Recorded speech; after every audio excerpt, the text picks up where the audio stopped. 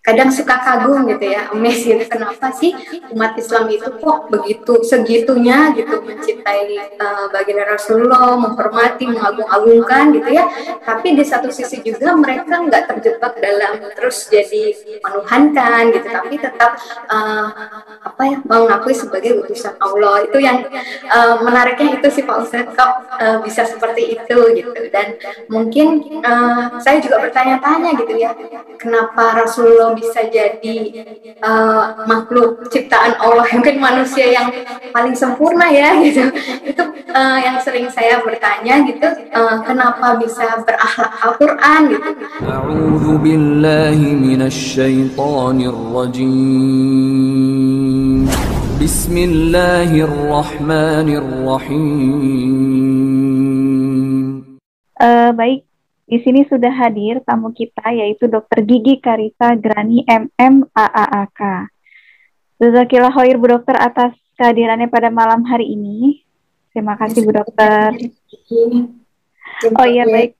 Alhamdulillahirrahmanirrahim. Setelah sekian berapa kali Bu Dokter ya, kita sudah sering banget ya Bu Dokter ya bersama tim Hore ini mengadakan acara. Alhamdulillah silaturahmi kita masih tetap berlanjut ya Bu Dokter.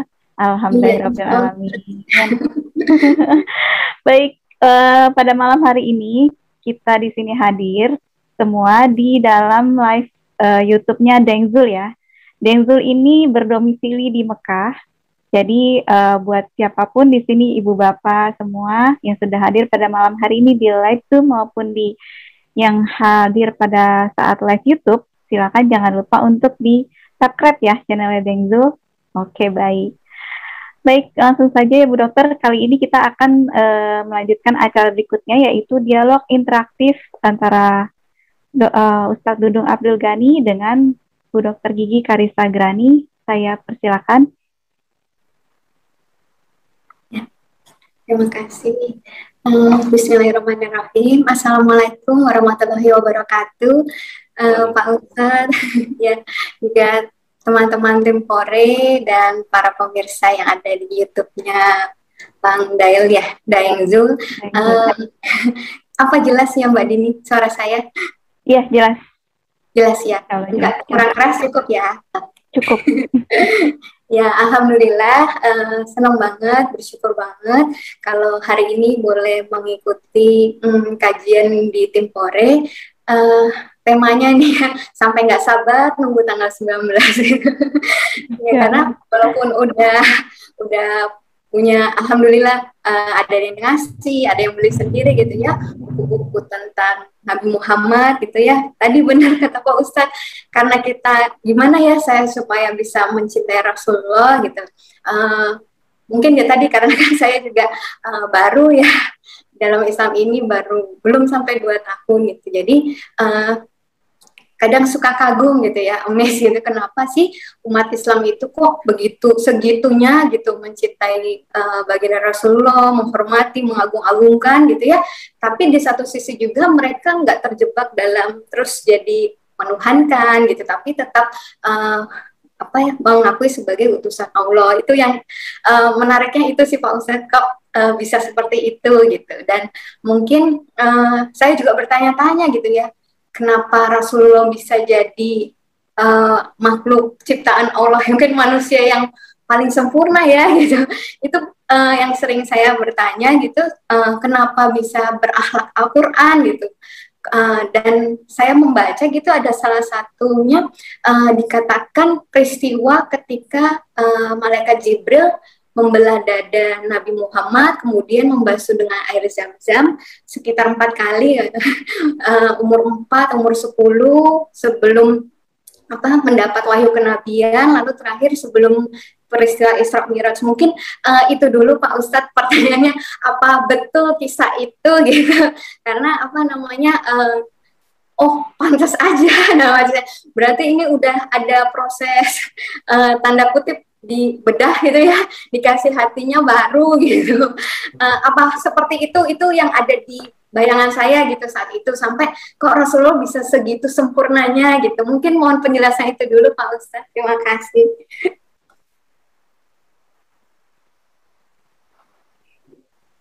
Baik, kepada Ustadz Dudung kami persilakan.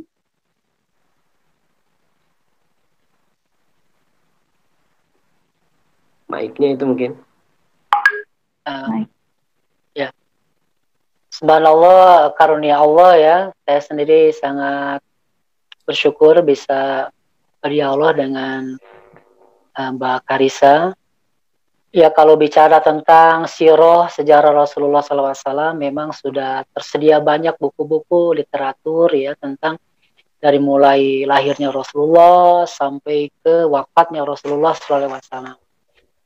Itu dahsyat memang kalau kita bicara tentang bagaimana tentang sejarah Rasulullah SAW. Termasuk tadi yang sampaikan tentang sejarah atau kisah ketika usia Rasulullah SAW itu 4 tahun ya, karena memang dalam ilmu sejarah jadi Rasulullah SAW itu dibesarkan setelah lahir itu oleh Siti Halimah As-Sa'diyah. Jadi beliau inilah yang membesarkan sebelum Rasulullah sebelum diserahkan kembali kepada ibunya. Nah, jadi memang ada riwayat yang menceritakan bagaimana ketika dipelihara oleh Siti Halimah tadi, Rasulullah SAW itu biasa dengan sahabat-sahabat kecilnya gitu ya, bermain ke tempat mengembala kambing, dan disitulah didatangi oleh malaikat Jibril untuk membelah dadanya, dibersihkan hatinya. Detailnya memang tidak ada riwayat yang menjelaskan bagaimana, tapi inti dari sejarah tersebut adalah bagaimana Allah Subhanahu wa Ta'ala membersihkan hati Rasulullah SAW. Bahkan ada yang berpendapat bahwa bukan fisik hatinya Rasulullah SAW gitu ya, tetapi malaikat Jibril itu dengan kekuasaan Allah Subhanahu wa Ta'ala membersihkan hati Rasulullah itu secara kolbunya ya, bukan muadahnya tapi kolbunya. Jadi kan ada hati secara bentuk hati, ada hati yang memang secara konkret lah begitu ya. Nah, di situ. Tapi sejarah dan ahli-ahli ulama, para ahli sejarah itu mengatakan itu memang terjadi ya, baik secara fisik maupun secara rohani, bagaimana dibersihkan hati Rasulullah SAW. Sehingga betul Rasulullah SAW itu dari sejak kecil memang sudah dijaga betul ya oleh Allah Subhanahu wa Ta'ala, kebersihan hatinya, kebersihan akhlaknya, kebaikan akhlaknya sampai wafat Rasulullah SAW. Begitu. Silakan. Mungkin dari yang lainnya mau menambahkan juga, saya kira tidak menjadi masalah ya. Kita forum diskusi. Iya, makasih Pak Ustadz. Iya, Masya Allah. Ya. Berarti mungkin itu salah satunya betul ya Pak Ustadz ya, yang menyebabkan Rasulullah menjadi manusia yang paling sempurna dan jadi teladan kita gitu ya Pak Ustadz. Betul, betul. Ya, ini Pak Ustadz, kalau misalnya seringkali gitu ya saya baca hadis itu, kenapa ya Rasulullah sering kayak hidupnya tuh sederhana banget gitu, sering nahan lapar, sering puasa dan sebagainya gitu ya, sampai kadang suka sedih aja gitu melihatnya. Bacanya gitu ya. Itu memang betul, luar biasa. Beliau tuh betul-betul nggak punya atau sebenarnya punya, tapi semuanya dipersembahkan untuk dakwah gitu Pak Ustadz. Ya, itulah memang Rasulullah SAW itu luar biasa ya. Jadi kalau bicara tentang apakah Rasulullah itu miskin, apakah Rasulullah itu kaya, para ahli sejarah dari beberapa hadis-hadis Rasulullah SAW. Jadi lebih tepatnya Rasulullah itu memiliki sifat dermawan. Nah, dermawan itu kan memang orang yang mendermakan ya. Jadi kalau ibaratnya itu ya, jadi antara input dan output itu sama gitu ya. Jadi kalau kategori miskin ya memang Rasulullah miskin dalam artian tidak punya apa-apa ya. Bagaimana kita tahu dalam sejarah Rasulullah ketika menikah dengan Siti Khadijah, kemudian bahkan harta Khadijah itu diserahkan sepenuhnya untuk perjuangan dakwah Rasulullah SAW. Dan bagaimana ketika Rasulullah wafat itu tidak meninggalkan apa-apa, luar biasa kan.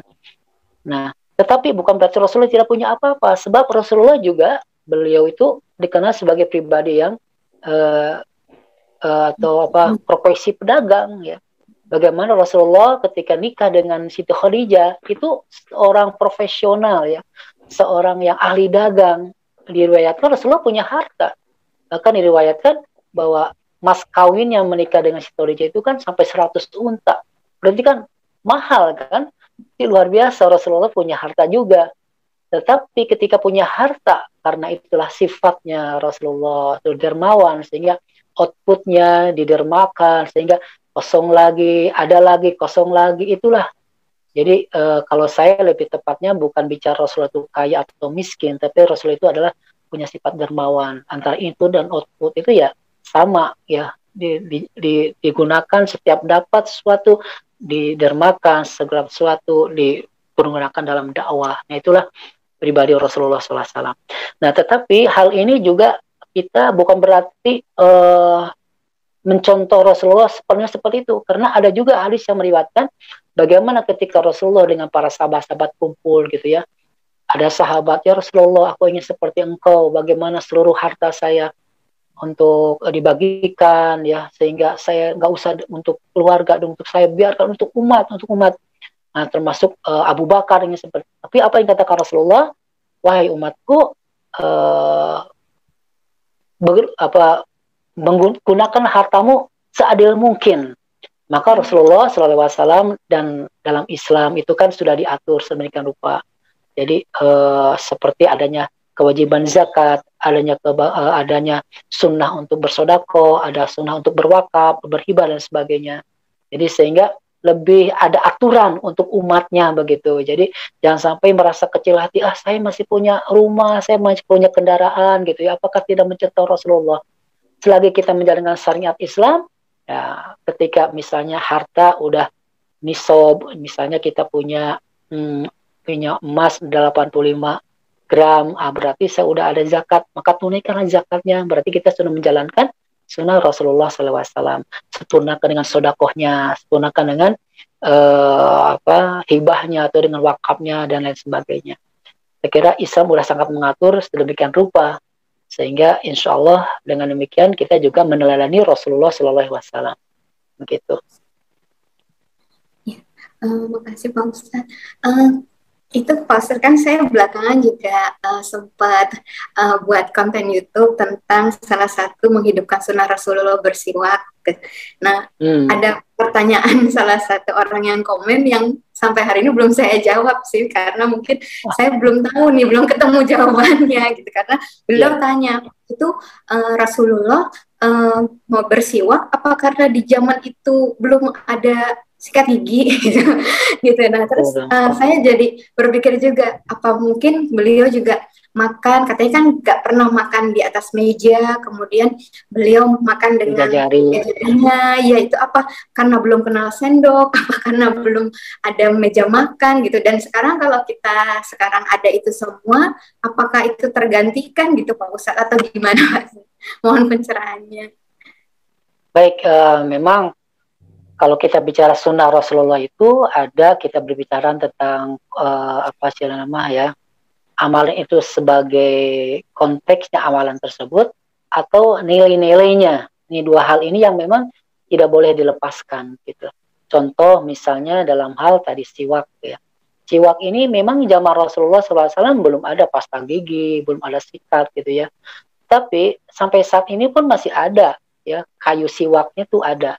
Nah, kalau kita mampu gitu ya dengan keilmuan kita, dengan juga menjaga kesehatan kita gitu ya, itu lebih sempurna kita menggunakan siwak seperti itu, berarti kan mengikuti Rasulullah SAW. Artinya Rasulullah ketika bangun tidur suka bersiwak, sebelum sholat bersiwak gitu ya, sebelum tidur juga beliau bersiwak.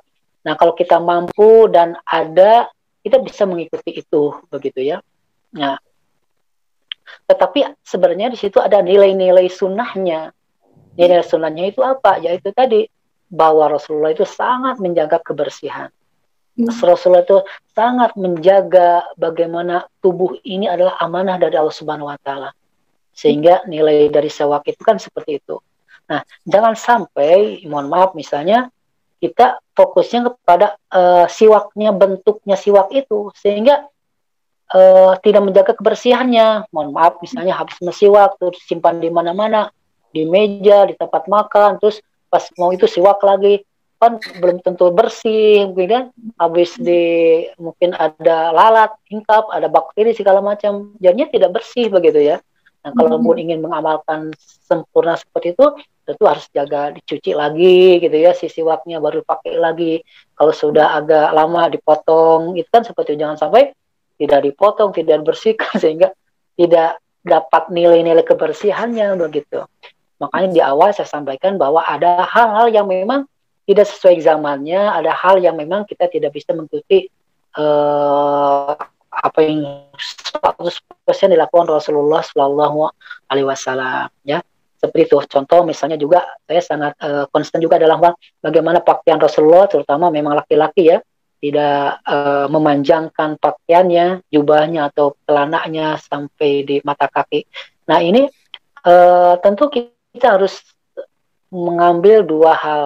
Kalau memang tidak, kalau kita mampu atau kita memungkinkan, kita usahakan setiap pakaian kita tidak melebihi dari mata kaki, ya.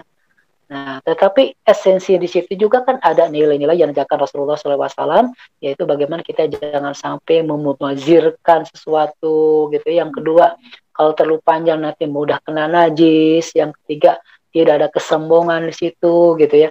Nah, itu yang harus kita jalankan, ya, seperti itu. Ya, sehingga kalau tadi disimpulkan pertanyaan tadi, saya kira itu tadi, niatkan kalau memang kita mampu persis apa yang lakukan ketika dengan zaman Rasulullah kita lakukan.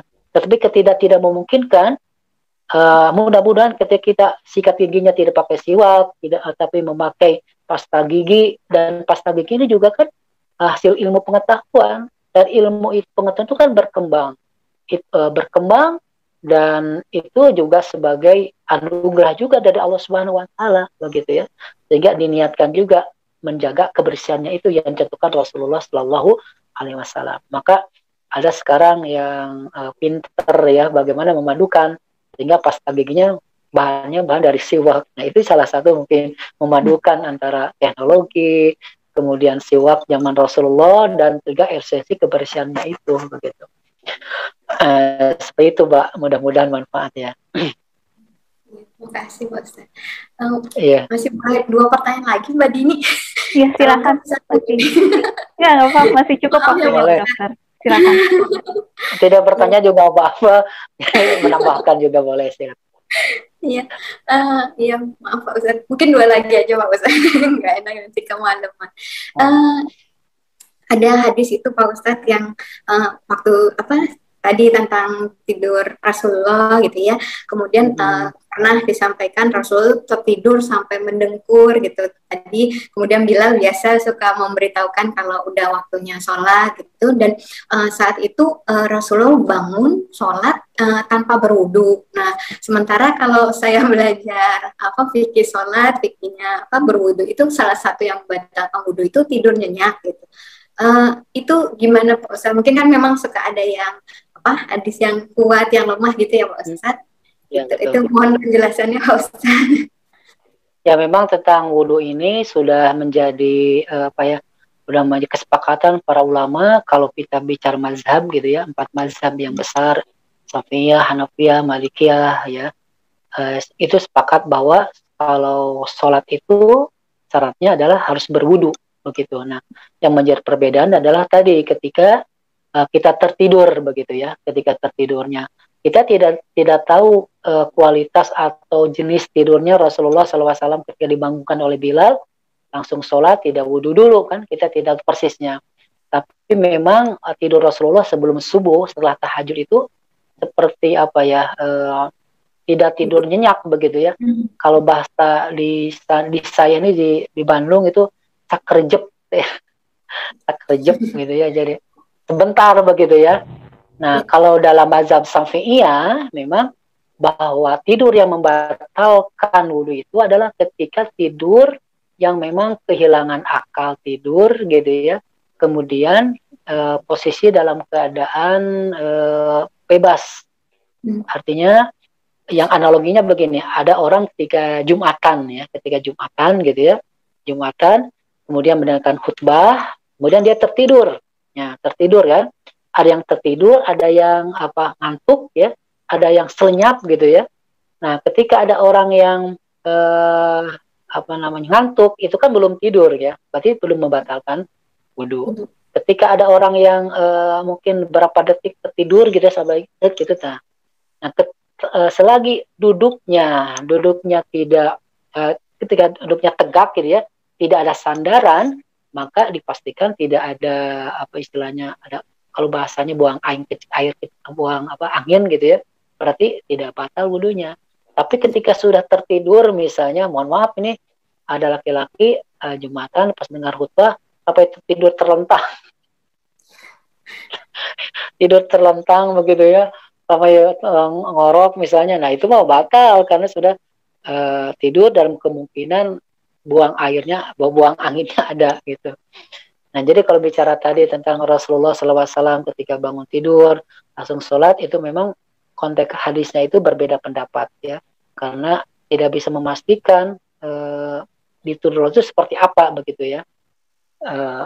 Jadi dasarnya ada yang memang membolehkan ketika tidur tadi asal tidak keluar angin seperti itu. Tapi sepakat bahwa kalau mau sholat ya harus berwudu dulu kan, itu sebagai syarat sah sholat begitu. Terima kasih Pak Ustadz. Mungkin terakhir Pak Ustadz, yang saya juga kagum gitu ya dengan Rasulullah, ada hadis juga yang meriwayatkan kalau Nabi Muhammad pernah bersabda kalau setiap Nabi itu mempunyai doa yang telah dikabulkan, sedangkan Nabi Muhammad Rasulullah ingin menyimpan doanya sebagai syafaat untuk umatnya di akhirat nanti. Itu Masya Allah gitu ya maksudnya. Jadi mungkin kalau yang lain itu kayaknya kesannya hebat gitu ya, udah punya karomah sendiri gitu, tapi Masya Allah ternyata Nabi Muhammad itu malah lebih memikirkan umatnya gitu, untuk keselamatan umatnya di akhirat nanti gitu. Mungkin mohon penjelasan terkait hadis ini Pak Ustadz. Ya memang Rasulullah SAW itu nanti di yaumil qiyamah itu akan memberikan syafaat yang kepada umatnya. Tapi tidak semua umat mendapatkan syafaat Rasulullah SAW. Siapa yang akan mendapatkan syafaat Rasulullah SAW? Yaitu orang yang mencintai Rasulullah. Salah satu yang mencintai Rasulullah SAW itu adalah yang memperbanyak sholawat kepada Rasulullah SAW. Saya ada kisah nih bagus sekali dari hadis Rasulullah SAW yang diriwayatkan oleh Abdurrahman bin Auf ya. Bagaimana ketika Rasulullah SAW berjalan dengan Abdurrahman bin Auf, kemudian beliau singgah di sebelah tempat dan beliau sujud, dan sujudnya itu lama sekali. Bukan sujud dalam sholat, tetapi sujud tersendiri lah begitu ya. Ketika ditanya oleh beliau, oleh Abdurrahman bin Auf, ya Rasulullah, kenapa engkau sujud begitu lama? Kemudian Rasulullah SAW menjawab, wahai Abdurrahman bin Auf, saya sujud ini adalah sujud syukur. Fasajadtu syukron, sebagai tanda syukur saya kepada Allah Subhanahu wa taala. Emang kenapa ya Rasulullah? Nah, tadi ada Jibril mengabarkan kepadaku bahwa kata Jibril itu barang siapa man shalla alaika sallallahu alaihi wa man sallama alaika sallallahu alaihi. Kata Jibril, barang siapa yang bersolawat kepadamu, maka Allah yang bersolawat kepada orang bersolawat. Dan barang siapa yang bersalam kepadamu, maka Allah yang memberikan selamat kepadanya. Nah, maka kata Rasulullah SAW, saya bersyukur, dan suatu saat di akhirat kelak saya akan memberikan syafaat kepada orang yang bersolawat Rasulullah SAW. Nah, itulah sebagai bentuk kecintaan Rasulullah SAW kepada umatnya. Maka hakul yakin kita ini kalau banyak solawat ke Rasulullah, nanti Rasulullah memberikan syafaat. Syafaat itu apa? Syafaat itu adalah kalau bahasa kerennya itu katutraf lah. Jadi sebagai fasilitas kita untuk memasuki surga. Seandainya nanti ketika ditimbang amal-amal kita kurang gitu ya, ketika dosa-dosa masih banyak yang belum terampuni, amal-amal kita masih sedikit, nah nanti Rasulullah akan mengeluarkan itu syafaat. Nanti ada tabungan sholawat dari kita. Nah, makanya perbanyak sholawat ya. jangan sampai hanya ketika sholat saja bersolawat pada Rasulullah Sallallahu Alaihi Wasallam. Dan syafaat ini bukan hanya Rasulullah nanti yang memberikannya, ada juga syafaat dari ayat-ayat Al-Quran yang kita baca, itu salah satunya. Karena dari Rasulullah juga, ya, kata Rasulullah, Iqra'ul Qur'ana fa innahu yati yaumal qiyamati syafi'an li ashabihi. Kata Rasulullah ini, bacalah kalian Al-Quran, sebab Al-Quran itu nanti akan datang hari kiamat menjadikan syafaat. Nah, jadi di samping kita bersolat kepada Rasulullah, juga berbanyak baca Al-Quran. Sebab bacaan Al-Quran itulah yang akan menjadi syafaat kita juga nanti di akhirat. Nah, itu mudah-mudahan menjawab tadi pertanyaan tadi ya. Jadi memang Rasulullah itu mencintai kita, maka setiapnya kita mencintai Rasulullah, yaitu dengan bersolawat ke Rasulullah. Dan solawat itu bukan menyanjung Rasulullah, bukan mendewakan Rasulullah, dan bukan meminta kepada Rasulullah, bukan. Solawat itu kan doa, Allahumma kan awalnya itu Allahumma ya Allah, Allahumma ya Allah, doa untuk Rasulullah supaya Allah memberikan rahmat, memberikan solawat, memberikan salam kepada Rasulullah SAW. Ya. Jadi bentuk doa kita kepada Allah, memohon kepada Allah, Allah memberikan rahmat Rasulullah SAW. Di waktu yang sama kata Rasulullah, Allah yang akan memberikan sholat kepada kita, seorang ahli sholawat. Begitu. Semua jenis sholawat boleh ya Pak Ustadz? Atau harus yang saya suka sholawat asigil gitu, terus lalu saya di DM, maaf Bu Dokter itu nggak ada dalilnya gitu. Nah, gitu. Ya memang sejak jadi ada gini, ada kan kita bentuk kecintaan kepada Rasulullah SAW itu banyak caranya gitu ya. Syukur-syukur kita bisa mencontoh bagaimana yang disampaikan Rasulullah, dianjurkan Rasulullah Sallallahu Alaihi Wasallam. Tapi ada bentuk-bentuk lain yang mungkin pengembangan, ya, pengembangan. Maksud saya begini, memang hadisnya adalah ketika Rasulullah SAW ditanya oleh salah satu sahabat, ya Rasulullah, bagaimana aku mencurahkan cinta kepadamu ya Rasulullah? Maka kata Rasulullah, Iqra, bacalah salawat kepadaku. Kata Rasulullah, salawatnya adalah salawat Ibrahimiyah. Itu tadi yang biasa kita baca dalam salat ya. Allahumma sholli ala Muhammad wa ala ali Muhammad kama shallaita ala Muhammad. Terus fil alamina innaka Hamidum Majid. Nah, itu bisa dikatakan sebagai salawat yang dari Rasulullah Sallallahu Alaihi Wasallam. Nah, kalau kita ingin salawat seperti itu silahkan ya. Apalagi dalam salat nggak boleh ditambah-tambah. Seperti itulah yang diajarkan oleh Rasulullah SAW. Tapi bicara ketika di luar konteks sholat gitu ya, kan namanya kita itu berbeda-beda caranya bagaimana menganggungkan Rasulullah SAW. Nah, makanya ada para ulama-ulama yang istilahnya menuliskan sholawat-sholawat sebagai tanda cinta kepada Rasulullah SAW. Ya, ada sholawat badar, ada sholawat tadi sholawat yang dibaca ya. Berbagai macam bentuknya ya, bahkan mungkin sekarang ini ada yang dihantarkan dengan rebana, ada bahkan ada dengan musik pop dan sebagainya. Itu memang berbeda pendapat ya. Tapi inti bentuk dari sholawat itu kan bagaimana kita berdoa kepada Allah Subhanahu Wa Taala. Semakin kita khidmat, semakin sepenuh hati, sepenuh jiwa, saya kira bisa kita lakukan. Tapi kalau udah bicara sholat, tidak boleh menambah-nambahkan, apalagi sampai pakai lagu gitu ya, yang harusnya Allahumma sholli ala Muhammad. Jadi dinyanyikan Allahumma sholli, nggak boleh kan dalam sholat. Kalau dalam sholat, ya kan boleh juga. Misalnya saya begini lagi ingat Rasulullah gitu, ya Rasulullah, aku cinta engkau ya Allah, ya Rasulullah, ya Rasulullah. Itu kan tidak ada di Rasulnya, tapi kan ungkapan saya seperti itu gitu. Jadi memang berbeda pendapat. Kalau dokter misalnya ingin mengamalkan salawat yang tadi, silakan saja, tapi jangan dibaca ketika sholat. Kalau di luar sholat, silakan saja. Kalau ingin aman, misalnya saya ingin yang contohkan Rasulullah, yang disabdakan Rasul, insya Allah kalau kita baca dengan sungguh-sungguh gitu ya, dengan hati yang paling dalam, insya Allah itu akan mendapatkan sesuatu yang sangat bermakna untuk hidup kita. Nggak usah dengan lagu, nggak usah dengan iring-iring rebana atau apapun. Semakin kita menikmati, ya itulah nanti dapat keberkahannya gitu. Itu Dok. Ya, sekarang khairan Pak Ustadz, maaf nih banyak tanyanya. Mbak Dini. Ya, baik. Jazakallah khair Bu Dokter atas kehadirannya. Masya Allah, alhamdulillah ilmu kita bertambah. Jazakallah khair Pak Ustadz atas ilmunya yang telah sama-sama. diberikan. Alhamdulillah rabbil alamin.